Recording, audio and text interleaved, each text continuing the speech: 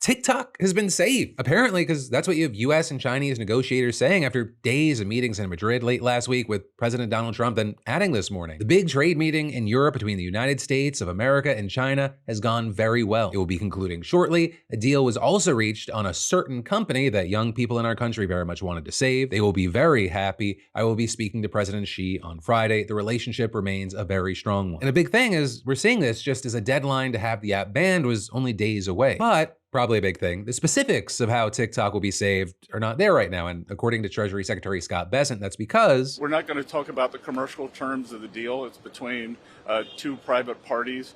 But the commercial terms have been agreed upon. That said, another big question here is whether China is going to let ByteDance, right, TikTok's parent company, part with its recommendation algorithm. Because that algorithm, it is the key thing as to why TikTok's been so successful and why it's considered so important that China even placed it on its export control list. Well, we'll have to wait to see the specifics. What a wild ride this has been. Right, Trump made a good effort during his first term trying to ban the app, and then in his second term, he completely did a 180, even considered a deal that would have seen Oracle and Walmart invest in the app. Right, and then on the Chinese side, it wasn't seem like there was a huge appetite for this. So you have people asking, well, what changed? Right? Well, some think that Chinese officials really want to get a Xi-Trump summit going and feel that China was willing to give up TikTok to make that happen. In that summit, there's a lot to talk about. You have things like fentanyl coming to the US, as well as ongoing trade disputes. On the fence side of things, the US wants China to crack down on the precursor chemicals used to make the drug, but China refuses to do so until the 20% tariff that China faces gets dropped. And then at the same time, Trump wants China to heavily increase its soybean imports, which it hasn't done, all of which has created this stalemate. But all that said, before any of that can be addressed or kind of materialize, returning to TikTok, the deal technically will be finalized on Friday after Trump and Xi have a phone call.